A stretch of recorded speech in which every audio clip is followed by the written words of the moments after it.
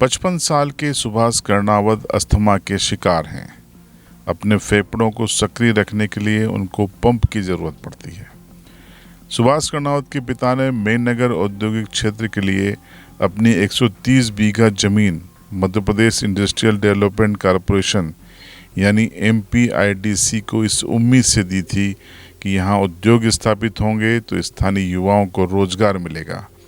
लेकिन उन्हें नहीं पता था कि उनकी ज़मीन पर केमिकल फैक्ट्रियाँ खुल जाएंगी और उनके अपने ही बेटे इन खतरनाक गैसों का शिकार होकर अस्थमा का शिकार बनेंगे।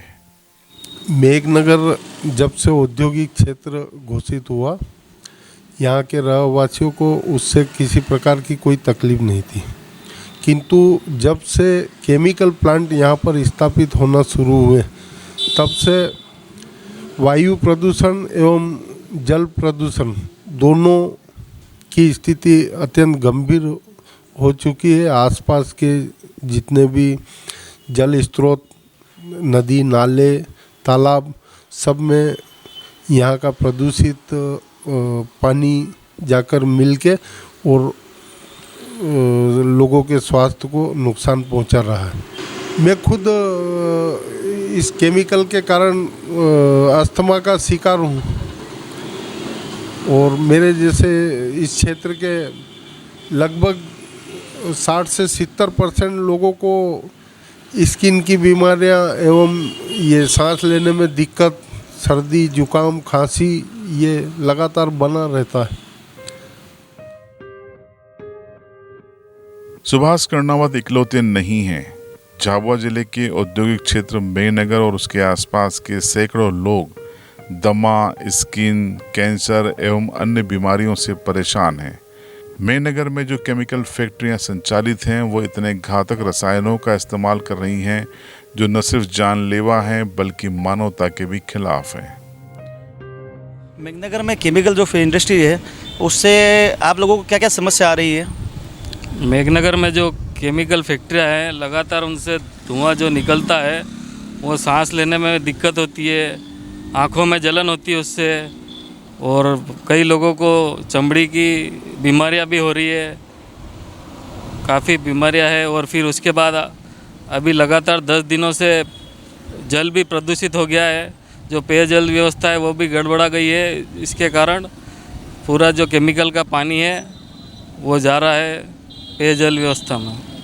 से काफ़ी समय से लोगों ने मांग करी, मेघनगर के लोगों ने, कि यहाँ ट्रीटमेंट प्लांट डाला जाए। काफ़ी मांग करी पर प्रशासन इसकी ओर कोई ध्यान नहीं दे पा रही है और ट्रीटमेंट प्लांट काफ़ी समय से बंद क्या चालू ही नहीं हुआ है। तो हमारी प्रशासन गहरी नींद में यहाँ सो रही है और जब तक मेघनगर में बड़ा हादसा नहीं होता तब तक मेरे ख्याल से प्रशासन की नींद नहीं खुलेगी, क्योंकि आने वाले समय में अभी भी क्या है, मेघनगर में ये केमिकल प्लांट है, ये क्या है, बोरिंग के माध्यम से प्लांट के अंदर केमिकल वाला पानी अंदर उतार रहे हैं।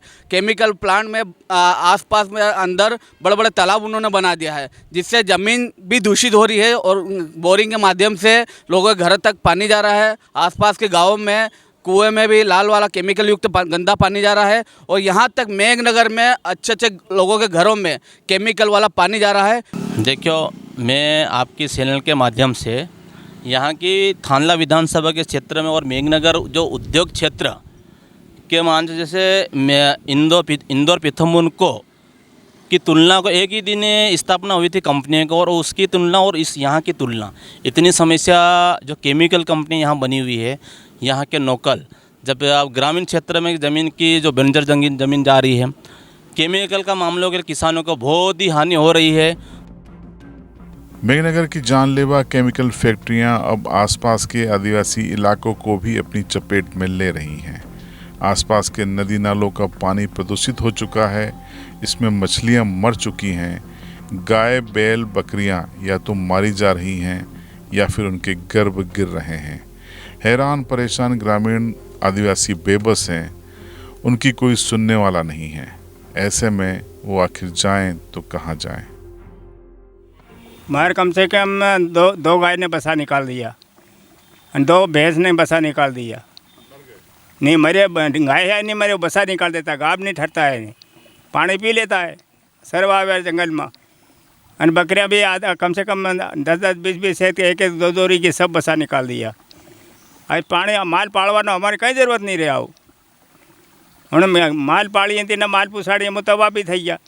आज नहीं थे पहले कहते हैं हम गरीबी बिल्कुल है, गरीबी सत्ता दे रहा कोई हमारी हुणवाही नहीं करी रहा।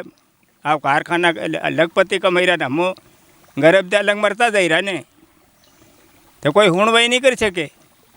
अब पानी जो हैंडपंप में आई गयूँ कोई ना बोरिंग में आई गयूँ तो कहाँ से जीवेगा। मन खून में तो अगर बीमारी लगी हदरी जाओ तो कोई हुणवाही नहीं करी। अपन तो पहले कहते आदिवासी कुतरानो बार नहीं मिले, बिलनो दड़े नहीं मिले। हमारे तो यह तकलीफ पड़ी रही। दिक्कतें तो जैसे केमिकल का पानी आ रहा फैक्ट्रियों से, तो इससे हमारे 4-5 मवेशी मर गए, बकरियां भी यहाँ 2-3 मरी और कुछ बीमारियां हो रही सर। अभी बोरिंगों में भी ये पानी आ रहा, कोई इंसान भी अगर इसको यूज़ कर ले तो वो बीमारी लग जाए। तो मतलब काफ़ी ऐसी समस्याएं आ रही है जिससे मतलब गांव वासियों को और सबको सामना करना पड़ रहा है इस चीज़ का। और हमने कई प्रयास किए पर हमको कहीं से कोई सहयोग नहीं मिला सर। अब आप अंतरवेलिया की वानू डामोर से मिलिए। वानू उस बछड़े को बाटल से दूध पिला रहे हैं जिसकी माँ मेघनगर की केमिकल फैक्ट्रियों से निकले जहरीले पानी को पीकर मर चुकी है। इसमें सर क्या, एक तो मेरे गाभन गाय मर गई और एक तो बिया के बाद पानी पी लिया वो भी मर गया। अभी बच्चे को भी दूध पिला रहा, बाज़ार से लाके दूध पिला रहा बच्चे को। और किसी भी मतलब अधिकारी को कोई सुनवाई नहीं कर रहा, सरकार कोई सुनवाई नहीं कर रही।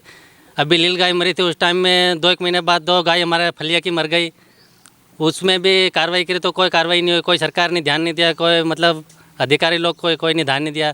अभी उसमें 2-1 महीने पानी बंद रहा, अभी बारिश में फिर पानी चालू कर दिया। ये गाँव वाले को सर जो पानी पी रहे, ढोर ढांडे बकरे सब मर रहे, उसके बच्चे गाभन पी रहे, वो बच्चा निकाल रहे और ज़्यादा पीने से मर जा रहे। सरकार और सिस्टम की नाकामी देखिए। मेघनगर औद्योगिक क्षेत्र में केमिकल फैक्ट्रियां बिना ट्रीटमेंट प्लांट से संचालित हो रही हैं। सवाल है कि जब ट्रीटमेंट प्लांट ही नहीं है या अस्तित्व में नहीं है या एक्टिव नहीं है तो मध्य प्रदेश सरकार या मध्य प्रदेश औद्योगिक डेवलपमेंट कॉरपोरेशन ने इन फैक्ट्रियों को पानी, बिजली, सड़क जैसी सुविधाएं आखिर क्यों मुहैया करवाईं? क्यों सरकार इस आदिवासी अंचल को बर्बाद करने पर तुली है? क्यों सरकार आदिवासियों को बर्बाद करना चाहती है? इन हालातों को देखकर ये शेर याद आता है कि तू इधर उधर की न बात कर, ये बता कि काफिला कैसे लौटा। सिस्टम जिसकी जिम्मेदारी है अपने नागरिकों की जान माल की सुरक्षा करना, वो इस मुद्दे पर टालमटोल रवैया अपनाया है। करीब 1 दशक से ज़्यादा समय से मेघनगर और उसके आसपास के आदिवासी इलाके, इनका जीवन खतरे में है, भूमिगत जल खतरे में है, प्रकृति खतरे में है, लेकिन हर कोई इस पर मौन है। मेघनगर की केमिकल फैक्ट्रियों का घातक पानी अब अनास नदी में पहुंच रहा है, जिसके चलते हालात अब खराब होने लगे हैं। इस पानी का उपयोग आदिवासी अंचल में होता है, न सिर्फ पीने के लिए, सिंचाई के लिए, बल्कि पशुधन भी इसका इस्तेमाल करता है। अब उनकी जान खतरे में है, लेकिन हैरान परेशान आदिवासी कहाँ जाए